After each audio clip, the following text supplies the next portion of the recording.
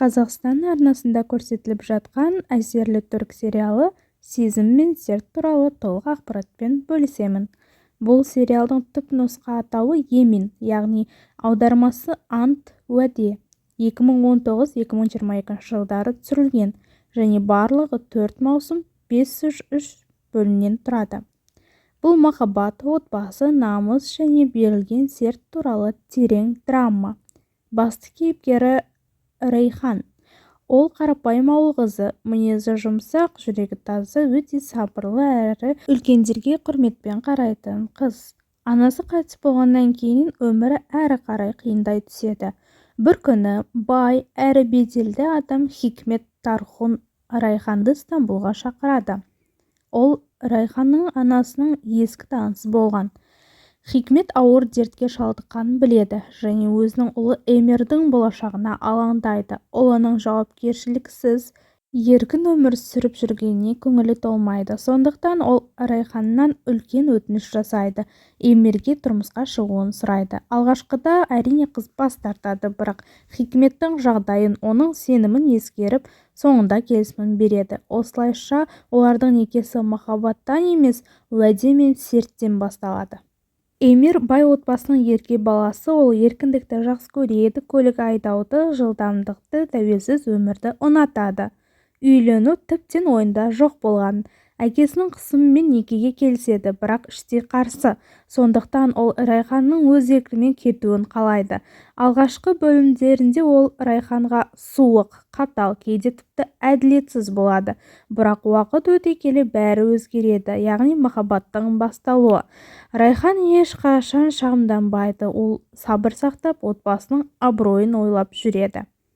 Эмир қыздың адалдығын, тазалығын көріп, оған деген сезімі енді ашыла бастайды. Осылайша салқын қарым-қатынастар біртіндеп шынайы махаббатқа айналады. Джавидан басты қарсылас, яғни Эмирдің анасы. Ол Райханды қабылдамайды, себебі Райхан бай әулетке лайық емес деп ойлайды. Джавидан түрлі айла шарғы жасап, келінін отбасынан алыстатуға тырысады. Бұл сериалдағы негізгі драмалық желілердің бірі. Сериалдағы кейіпкерлердің бірі Кемаль, отбасының сабырлы, ақылды мүшесі. Джемре, Эмирге бұрын ғашық болған қыз, ол да Райханға қарсы әрекеттерді жасайды. Сериал барысында неше түрлі оқиғалар орын алады. Райхан жүкті болады, Эмир қатты қуанады, яғни олар бірін-бірі шын ұнатып, махаббат басталады. Отбасыда бәрі жақсы көрінеді, бірақ қауіпті ауру, яғни Райханның денсаулығына нашарлайды. Дәрігерлер босанса өміріне қауіпті, баланы алдырса өзі аман қалады деген таңдау қояды. Таңдау кезінде әрине ана баласын таңдайды. Емделуден толығымен бас тартады және Эмирге бар шындықты айтпайды. Жүктілік ауыр өтіп, денсаулығы күннен күнге нашарлай бастайды.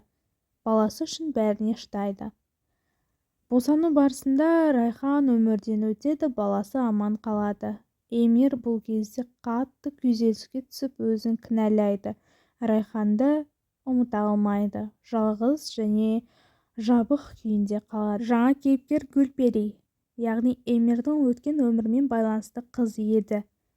Ол қиын жағдайда қалған, бір баласы бар, тағдыр оны Эмирмен қайта кездестіреді. Эмир оны аяп көмектеседі, ол болса біртіндеп үйге келеді. Басында тек көмек, жауапкершілік қарым-қатынастармен араласса, кейіннен Гүлпери Эмирге үйреніп қалады, оған сезімі пайда болады. Бірақ Эмир әрине Райханды ұмыта алмайды. Тек баласы үшін өмір сүреді, өзіне ешкім жақындатпайды. Джавидан, яғни Эмирдің анасы, бұрынғыдай бақылаушы, қатал күйінде қалады. Райханға жасаған қателіктері үшін іштей өкінгендей болады. Гүлпериді басында оңай қабылдаған жоқ, қайтадан баласының ара қатынасына араласып, бұрынғы күйінше қалады. Жалпы сериал сізге ұнады ма? Бірден оңай дейін бағалап, комментарий бөліміне өз ойыңызбен бөліссеңіз болады. Лүпілді басып, тіркелуді ұмытпаңыз.